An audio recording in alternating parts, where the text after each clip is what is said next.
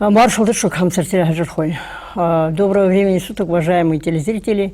По тому, как я держу куклу, вы, наверное, понимаете, что мы находимся в детском храме искусства, в Ингушском театре юного зрителя. И сегодня здесь на сцене самые взрослые артисты и самые молодые. И мы хотим сегодня поговорить в нашей программе о театре юного зрителя. Как он когда-то становился, как он начинал свою работу, и на сегодня успехи, радости, горести этого театра и жизнь, какая она. Что такое театр юного зрителя? Чем он живет? Что он делает? Как он работает? Ребят, я вас приветствую всех.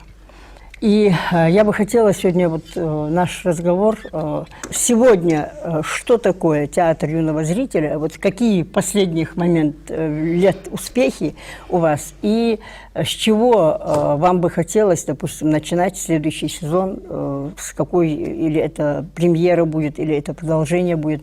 Лил, как главный режиссер театра, я думаю, с себя начнем. Наш театр отметил свой 31-й театральный сезон. Это говорит о том, что на сцене нашего театра происходили очень большие события в театральной жизни нашей республики.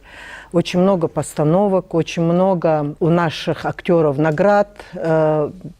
Мало того, что мы побывали на многих фестивалях, международных фестивалях, конечно, я хочу сказать, что все, что делается в театре, это делается для наших детишек, для того, чтобы обогатить их духовную жизнь, чтобы они воочию видели те или иные произведения наших драматургов, что и ингушских, и советских, и зарубежных, было, чтобы анализировали они, какие работы хорошие, какие спектакли, в принципе, нужно ставить в театре юного зрителя.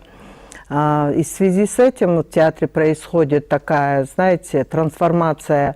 Мы очень часто приглашаем режиссеров в наш театр. Мало того, что одних режиссеров, но это целые команды бывают, и художники, и композиторы, и художники по свету. Ну, команда, которая сегодня работает на российской профессиональной театральной сцене. И в связи с этим, конечно, сами актеры получают большой допинг к своей работе, потому что когда с одним режиссером работаешь, ты уже в собственном соку и не видишь дальше. В наших спектаклях сегодня есть большая философия о том, что ценно в жизни, да, по какому пути надо идти. Мы-то служим театру, а дети приходят в театр, поэтому если они приходят, значит, он им нужен. Муса, этим коллективом сложно руководить? Любым коллективом сложно руководить, поскольку у каждого человека, каждый человек со своим взглядом, да, со своими какими-то потребностями, может быть, капризами, эмоциями, да. Поэтому, да, конечно, сложно, но сложность была на каких-то первых этапах. При создании театра первый акцент, который мы делали для ребят, вновь приходящих в театр, это был, скажем так, формула «театр-семья». По прошествии стольких лет тут уже даже и говорить иногда ничего не надо, просто каждый знает, что ему делать. Вот это самое ценное, когда театр превращается не в отдельные личности, да, но вот эти личности, они составляют одно целое, такое хорошее, гармоничное общество. Это самое главное, наверное, в театре, когда, замечания-то в любом случае мы какие-то делаем, да, какие-то пометки делаем, но не глобального характера. Но это не то, что было, когда мы снимали в Сунже, когда вы только-только собрались, и страшная картина была, когда, мне казалось, даже растерянность у вас была какая-то. Это 93-й, 94-й год. 94-й год. Да. Ну представляете, это 31 год назад. Да, растерянность была, поскольку было очень много-много вопросов, которые мы ставили перед собой, очень много задач, которые мы выписывали для себя, и растерянность была, сможем ли мы реализовать все то, о чем мы мечтали, думали и пытаемся как-то двигаться. Вот Но реализовалось. И реализовывается. Ну, наверное, знаешь, я думаю, что зрителю виднее, реализовались ли мы как театр, либо нет. Но это можно судить и по отзывам нашего зрителя о том, как они приходят на наш спектакль, что они оттуда выносят, какие мысли они высказывают вслух, да. Наверное, это и есть какая-то итоговая черта для нас. Дугурхан, две тезки рядом Две оказались, тезки, да. Скажи, пожалуйста, во-первых, персонаж твой, Мой. Из какого спектакля, что он из себя представляет, или она? Что это? Это такое? он. Это он, да? Это он, да. О, классно. Ну вот это персонаж из сказки, горская сказка, написана она «Ничего не бойся, Зураб», потом мы переименовали его. Это Саида Чаркиева. Саида Чаркиева, да. Вот уникальный драматург был, уникально писал для нашего театра и для детей. В общем, нам не хватает таких сейчас драматургов, к сожалению. Ну вот, это Назир. Так. Вот этому Назиру 27 лет. Вот. Потому что моему сыну было 3 годика, когда я начала работать вот над этой ролью. Как хорошо сохранился. Сохранился очень хорошо. Сыну моему уже 30, а вот кукла, она также осталась такая же, какая была раньше. Ну, он такой. Я переняла все с него, с моего ребенка. Как он шустрил, как он бегал, как он разговаривал. Ну и впоследствии мне тоже помогало, когда он рос. Соответственно, мой Назир тоже рос. Поэтому очень шкодная кукла и персонаж. И он такой, где надо и пошутит, где надо и помочь может, там, друга там не оставит в беде. Ну, в общем, он все умеет. Он настоящий ингуш. Всё, Вот такой вот. понятно. Шухарной очень. Спасибо. Бегает. Ты же одна из тех, кто стоял у истоков создания театра, работала в Грозном. Вот я бы хотела чуть-чуть экскурс туда. Ну вот, так как создание ингушской труппы было в 69 году, а мне на тот момент было 7 лет, а я не могла стоять у истоков, да, но я немного знаю историю, так как работы Бека Абадиева, его биографию, его творческую деятельность отправляла Союз театральных деятелей для редакции «Страстного бульвара» журнала. И, соответственно, у меня есть очень большой материал, и я узнала и знаю, что у истоков создания ингушской труппы стоял Бек Абадиев. Он являлся директором тогда Республиканского театра кукол, а зам-директором был Мислауров Абуизид. Тоже вот 2 человека, видных человека, они являлись и членами Союза театрального деятелей, тогда, ты знаешь, Всероссийского театрального общества. Да, вот эти 2 человека стояли у истоков, но там работала Костоева Хава, насколько я знаю, и Магожев наш, Осман Магожев. Висангири, забыла, правда, его фамилию, был такой взрослый актер, ингуш тоже. Вот он стоял у истоков. В 70-м году пришла Лиза Катиева со своим супругом Мережковым. Вот те люди, которые стояли у истоков создания ингушской труппы. Я пришла в театр в 81 году, 4 марта. Вот. У меня вот такой стаж работы большой. Первая была кукла или живая игра? Кукла. Кукла была. Помнишь? Ну, я помню, да, Дугурхан, я помню свою куклу, но дело в том, что на тот момент, когда я пришла в театр, Цалоева Фатима была директором театра, И, соответственно, меня встречает Ераги Дилаев, наш режиссер. И вот попросили меня там на ингушском прочитать стихотворение, которое они мне дали. Я его прочитала, и меня приняли в театр. Помню, целую Фатиму, приятная такая женщина, поговорила со мной. Но 2 года я почему-то работала в чеченской труппе. Почему? Не знаю. 2 года я отдала служение вот чеченской труппе, за что я очень благодарна. Я научилась чеченскому языку и спокойно играла у них тоже спектакли. Но, А первую роль? Первая роль у меня была утенок. Такой маленький утеночек был. И мы поехали, я помню, в Хасавюрт. Такие маленькие гастроли были. Ну, поехали, я там играла утеночка. Ну, я очень благодарна, что я попала в чеченскую труппу. Знаете почему? Потому что там были мэтры своего дела. Роза Хасановна Мехтиевна, Софья Чапаевна, Евгения Агамовна Таль, эстонка по национальности, но она была замужем за чеченцем. Я очень благодарна, что вот это мое мастерство, которое Ганукаев Ваха был настолько грамотным в своей работе, что я за ним наблюдала, когда он играл в спектакле, и он никогда на куклу не смотрел. То есть он так хорошо владел ею, что он даже не обращал внимания на куклу свою. А нам же надо все время смотреть. Вот, я им очень благодарна. Ну и, конечно, в нашей труппе, которые мне помогали уже в дальнейшем, тоже. У истоков кто стоял. Ну, нас очень много было тогда молодых.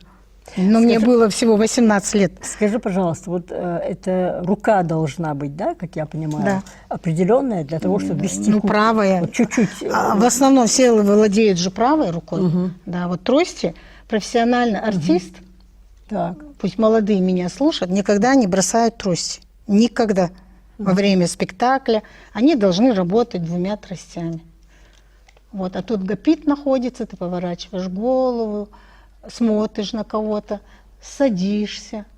Точно так же встаешь, бегаешь.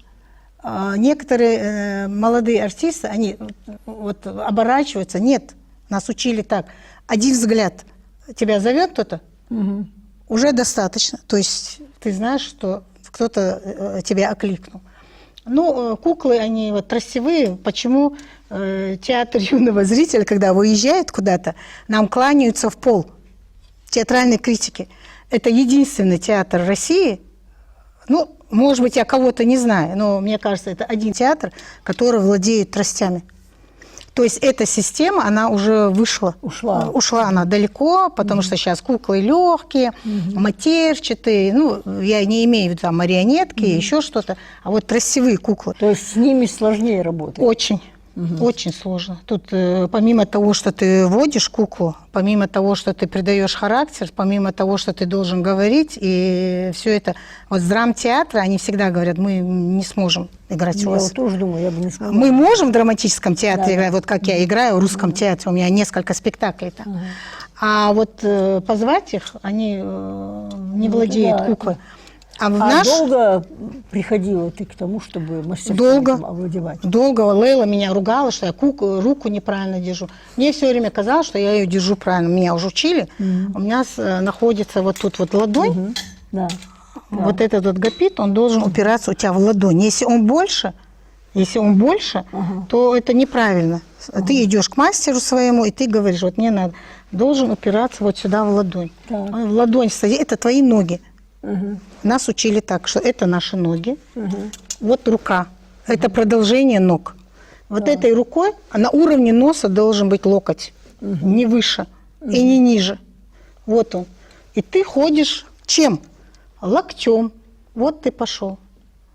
И делаешь акцент, то есть ты наступаешь. Очень сложно. Идет сцена, допустим, большая, рука устала, что делать? 45 минут бывает. Мы тогда что делаем? Друг друга поддерживаем. Или руку, локоть, да. Но это очень трудно. 45 минут, вот идет спектакль, ты 45 минут, если ты главный герой, персонаж твой, играет главного героя, ты работаешь 45 минут. То есть даже если где-то перерыв есть, не успевает рука отдохнуть, да? Абсолютно нет. Ну, ты уже привыкаешь к этому. Мне кажется, это даже больше, чем профессионализм. Да, это надо Да, в ноги да. кланяться. Кто боится? Я боюсь. Но я самый храбрый, самый сильный, самый умный. Я самый. А я сын Бейборы из страны Агунов. Как режиссер я работаю на репертуарной политике театра. Здесь важно, чтобы актер сам дополучал необходимую для себя пищу для дальнейшей работы. Если это не происходит, конечно, они замыкаются, им это становится неинтересно. А чтобы им было интересно, конечно, нужны очень хорошие работы. Работы могут давать только, знаете, параллель должно быть и свои режиссеры, когда они работают, и приглашенные режиссеры. Думаю, что вот этот такой синтез, да, приглашенных, он хорошо играет на актерах, и они получают то, что им необходимо.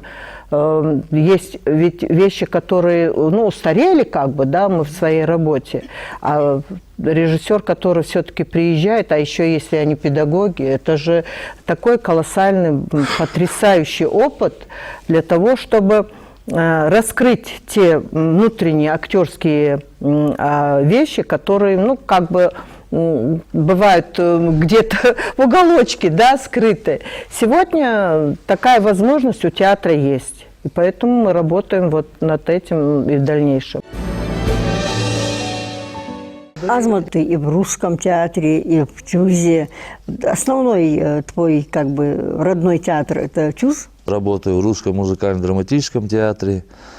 А родной, откуда я все начинал, да, скажем так, родом я из театра юного зрителя. Как тебе кажется, вот самое необходимое качество артиста театра юного зрителя – это какое? Самое необходимое качество – это любовь к тому, что ты делаешь, в первую очередь. А все остальное, как говорится, приложится. Это и умение себя подать, и не бояться выходить к зрителю. Опыт, А вот который... провал свой первый помнишь? Провал? Да, был такой. Ну, то, что ты считаешь, что ты не дотянул, не доиграл, не сыграл или там не пришел к этой роли, как полагается. А первый Ну, работы... вообще есть спектакль, который мне не очень понравился. Я там играл главную роль. Это спектакль «Сказка странствий». Я, честно сказать, этот спектакль не понял и не понял свою роль в этом спектакле. Это была главная роль Турпал-богатырь, так называлась. У него было слишком много помощников, когда он шел совершать свой подвиг. И, так скажем, вместо него совершились очень много подвигов, а в итоге Ему ничего не победителем осталось, вышел он один, и все хвалили и восхваляли его одного.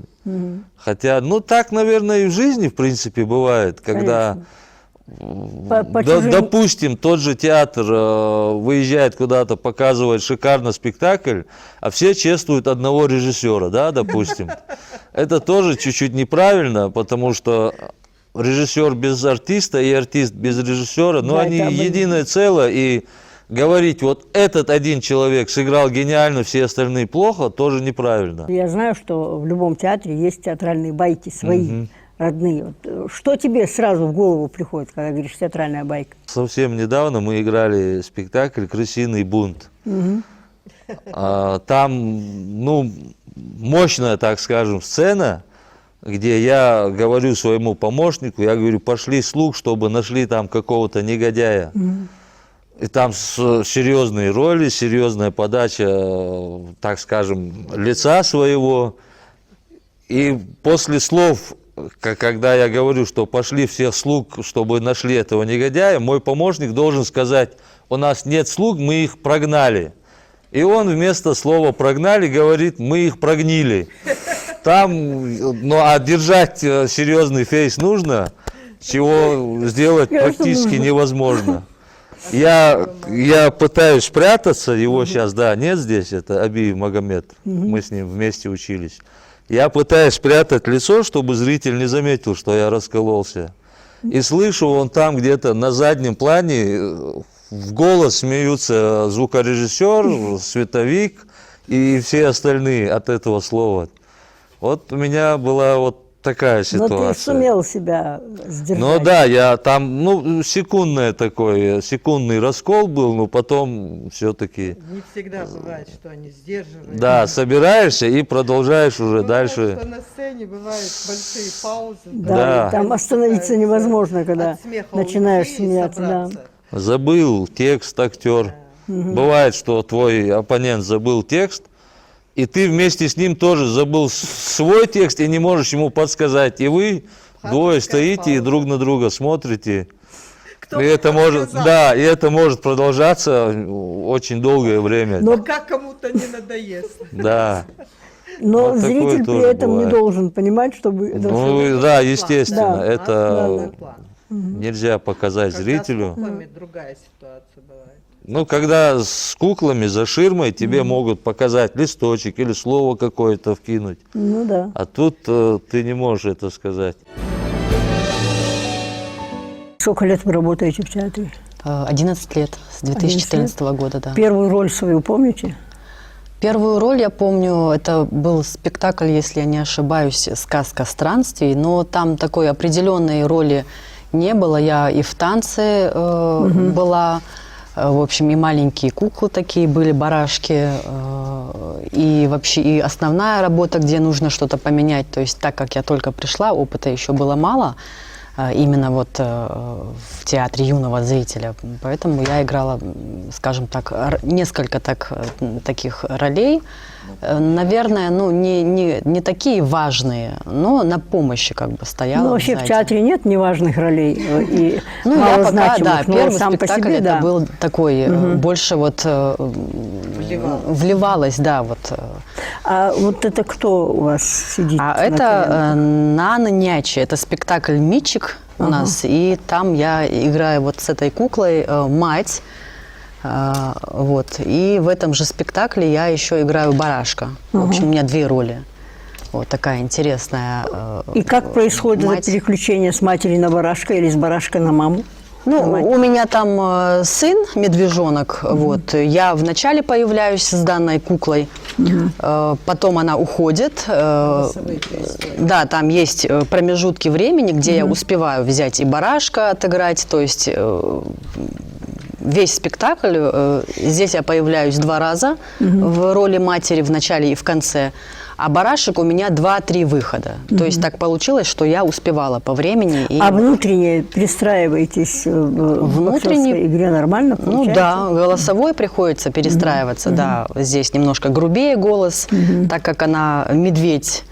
А там барашек, он более такой, немножко приходится зажимать голос, он такой шустрый, игривистый, немножко трусливый барашек, поэтому там уже совершенно другая такая эмоция и голосовое тоже. Зара, а вот что такое дыхание детского зрителя в зале? Что это? Это стимулирует, это боязнь какая-то, это желание что-то передать им. Что бывает, когда вот вы видите, сидит детский зритель, он же разный, он шумливый, там где-то дерганый, кто-то бегает, кто-то скачет. Что это бывает вот, в актерской игре? Это сложно работать с детским зрителем? Сложность в том, что дети, они же не понимают, когда ты, если идет спектакль, естественно, когда они шумят, немножко актеру тяжело в том плане, что ты пытаешься донести текст, потому что если шум в зале, соответственно, дети не слышат. А когда ты уже не слышишь, о чем речь, то есть детям уже неинтересно, то есть теряется вот эта вот нить. Вот в этом бывает. Ну, конечно, у нас есть работники, которые успокаивают детей, поэтому такой боязни, такого страха нет. Есть единственный момент, когда нам очень хочется, чтобы детям это понравилось. То есть зацепить ребенка вот данным тем или иным спектаклем. Вот. И в конце, конечно же, бывает такой, знаете, такие эмоции, чувство радости, когда ты, уже выходя на поклон, видишь вот этот блеск, радость, интерес в их глазах. Ты понимаешь, что они в следующий раз придут. То есть это им понравилось, мы зацепили этого ребенка, этих детей вот данным спектаклем. А для вас театр все-таки семья или же место Для работы? меня, конечно же, это семья, потому что у меня у самой 3 детей. Вот, и мои дети, как правило, бывают даже на репетициях, то есть у нас уже дома идет текст с какого-нибудь спектакля. Вот последний раз мы делали «Чиполлино», там было очень много песен, это такой музыкальный был спектакль, как мюзикл. И все эти песни дома у нас напевались моими детьми, то есть каждый день они бывают здесь, если мне их не с кем оставить. Соответственно, они уже знают все эти песни, практически весь текст наших спектаклей. И поэтому для меня спектакль – это семья все-таки, потому что я работаю с детьми, и дети – это все-таки наше будущее, все-таки их взгляд, их мышление над этим спектаклем, над всеми нашими спектаклями, это очень важно. Важно, чтобы они понимали, что мы до них доносим, зло, добро, что вы поняли, что вы не поняли. Поэтому мы всегда задаем вопрос, чтобы они думали. Не просто пришли, посмотрели, а чтобы они думали. А любимый есть спектакль? Да, у меня есть любимый спектакль, это «Гадкий утенок», потому что это такая роль, знаете, до этого были тоже были хорошие спектакли. «Крысиный бунт», «Скупой рыцарь», тоже я там бабку играю. То есть были спектакли, но вот именно «Гадкий утенок», наверное, с ним связано очень много таких событий вокруг него. Фестиваль, гран-при, которую мы выиграли. Поэтому я там играю мать, утка-мать. И для меня этот спектакль, я даже говорила, скорее всего, это визитная карточка нашего театра. Вот. Ну, для меня, по крайней мере, пока. Может быть, будут еще круче спектакли, но пока для меня любимый спектакль «Гадкий утенок». И я просто получаю колоссальное удовольствие, играя. Да и вообще, вот именно Озерская, которая была здесь, вот за этот месяц работы с ней, так как она педагог, я получила огромный опыт. У меня было ощущение, что я, наверное, полгода в театральном институте проучилась. Поэтому для меня на первом месте пока «Гадкий утенок». И я надеюсь, я очень хочу, чтобы таких же спектаклей важных для меня было еще куча и куча впереди. А Додя в зале – это ваша дочка? Да, это девочка. Можно ее сюда на сцену? Алия. Хаел? Давай сюда, давай. Вот так вот становись, пожалуйста. Она играла в «Скупом рыцаре», Так. ну, ребенка играла. Ага. То есть я играла мать с ребенком. Это ее первый. Ну, есть задатки актерские? Ой, Тебе нравится? ну, мне быть на кажется, сцене? есть. Нравится? Будешь играть? Да. Только сейчас телефон, да, и быстрее нужно на игру уйти. Да, Олежка? Или нет? Ладно. Да, беги тогда, беги. Дайте. А так, она у нас... Нет, это сама. Это самая юная актриса театра. Да. Это классно. Этот персонаж из спектакля «Золотой кувшин», который приезжал к нам на постановку режиссер Лилия Шахова, Хабиб. Я его играю в этом Да, спектакле. и чем он занимается? Ну, это старый гончар, который делает из глины всякие изделия, в том числе кувшин, который в итоге оказался волшебным. Да, это старый гончар, Хабиб. Что такое играть, работать двумя руками, владеть куклой для вас? Для меня, я учился на эту профессию, театр кукол в Ярославском театральном институте. И для меня работать с куклой – это одно удовольствие. Это, можно сказать, целая жизнь, понимаете? Это как ты работаешь, и больше тебе ничего не нужно. Именно вот в кукольном плане, также и в трости, также и в планшете, ну и в ряд других видов кукол театра. А вот сыграна роль, потом наступает какая-то пустота после того, как сыграл, вот, отработал, там, находил, старался, искал. Вот, до следующей роли бывает? Находил, вот искал, старался. В основном это бывает на репетиции и на постановке спектакля. Да-да. А тогда, когда его поставили, ты его играешь, да, ты продолжаешь искать. Ты продолжаешь думать, как сделать, как можно, как... Ну, много нельзя менять, потому что если поставили, утвердили, значит, в принципе, так оно и должно играться. А помните, сколько сыграно ролей вами в театре? Ну, я работал не только в театре юного зрителя, я до этого работал в Курском театре кукол. И мой первый спектакль в 2010 году, после окончания института, это Григорий Остер, 38 попугаев. Я играл вот одну главную роль попугая. Это первый спектакль мой, когда я пришел в театр. Буквально через неделю мы начали репетировать, и вот первый спектакль. Вы голосовой нашли? Голосово, да, у меня Можете получается. сейчас повторить? В нашем царстве, Зире-Геран, бродит мальчик по имени Хабиб. Мальчик по прозвищу «Золотые ручки». Вот. Ну, как-то Спасибо. так, не знаю. Готовишься, разогреваешься, перед спектаклем, конечно, лучше получается. Но характерность речи нужно в каждой роли придавать образу куклы. Вот соответствие должно быть. Поэтому для нас это не имеет такой сложности. Самый такой сложный момент, который был в работе вот в театре для вас? Спектакль. Или в спектакле, или в жизни. Вот что было очень сложно? В принципе, каждый спектакль, который ставится или есть в этом театре, в ТЮЗе, я не считаю, что сложности какие-то есть. Ты учился на эту профессию, ты знаешь эту профессию, и ты должен знать ее в совершенстве, поэтому для тебя это не должно составлять никакого труда. Приказ повесили, распределение ролей, роль получили. Вот Так. с чего начинаете вы работу свою? Я начинаю свою роль с выученного текста. В первую Я очередь. сижу, учу дома текст, читаю пьесу, изучаю.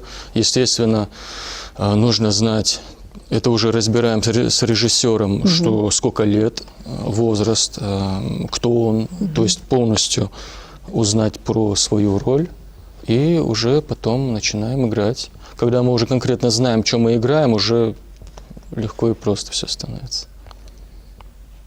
А вводы, когда, допустим, нужно вестись срочно в спектакль, просто Вводы, срочно, что конечно, тяжелее вводы, когда ты не понимаешь, если ты спектакль не знаешь, и тебя взяли быстренько, вот надо, да, как надо, как успели тебе сказать, вот это нужно сделать, ты это сделаешь, а полную роль сыграть уже, Образ. это нужно, да, образ, это нужно репетировать. Захаров, ввести можно, но заменить нельзя.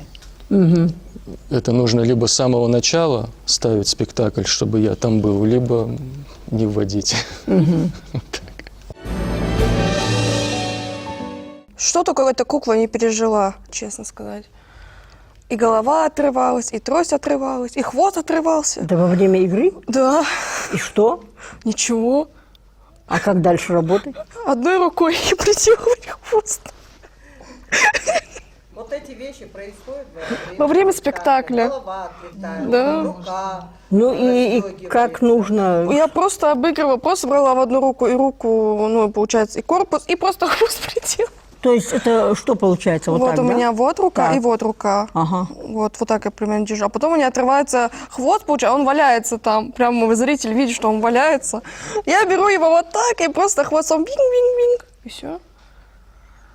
И такое есть, было. да, ситуация. Гапит, он тоже у меня прям это вообще было, честно сказать, смешно. И что? Просто приходилось рукой, головой держать. Вот так пришлось просто держать. Ну, как бы, и такое бы. А самое интересное, то, что я еще активно так помогаю своему партнеру.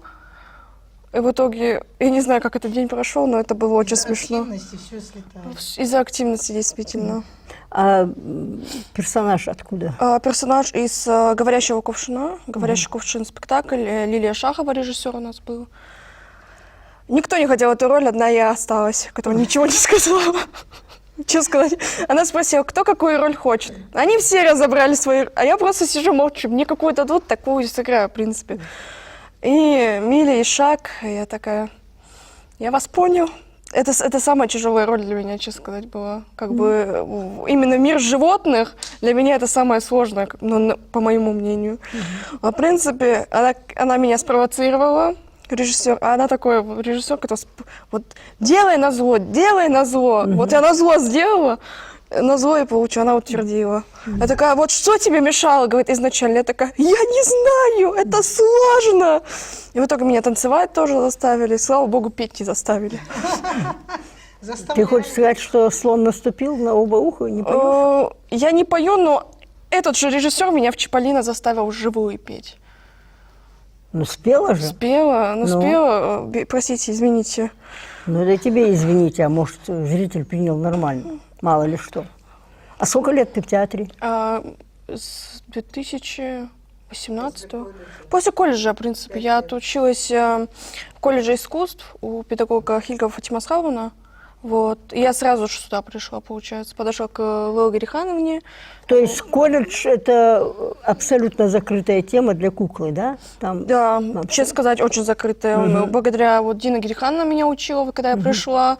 У меня был первый спектакль, это «В седой древности», честно сказать, это вот как я пришла, у нас была реконструкция театра, и я пришла, все, ты играешь роль в седой древности на ингушском языке. Все, у меня трагедия. Я такая, все, я увольняюсь. И Дина Гарихановна такая подходит. В чем проблема? Говорю, как куклу держать? Как? А Лела Гарихановна еще, когда во время репетиции бывает вот на повышенных у нас, давайте так, давайте так. Нет, я не вижу так, надо совершенно вот так.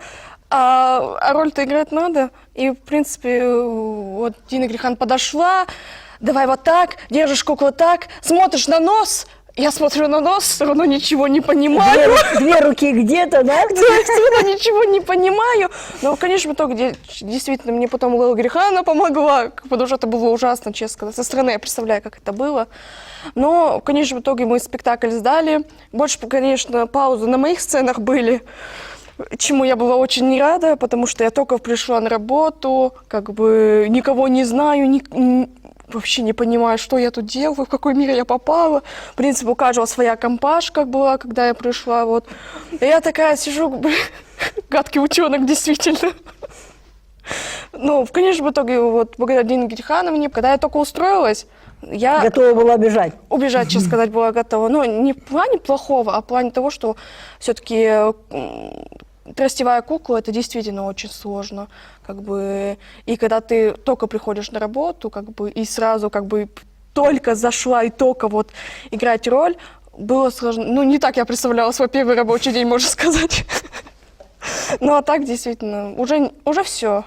Но уже на лопатки положила тростевую куклу, да? Ну, как бы я стараюсь, у нас вот Эмир постоянно нам занятия, каждый вот 3 раза в неделю у нас занятия, мы занимаемся. А, то есть вы помимо... Да, у нас и речью занимаемся, и у нас кукловождение, в принципе, очень старается Эмир, очень много знаний он нам тоже дал, в принципе, поэтому я не могу сказать, что я прям ужасно владею, но и не отлично, как бы. С вами был сегодня театр юного зрителя. На этом мы прощаемся и говорим до следующих встреч. Мяша Алшадикхил.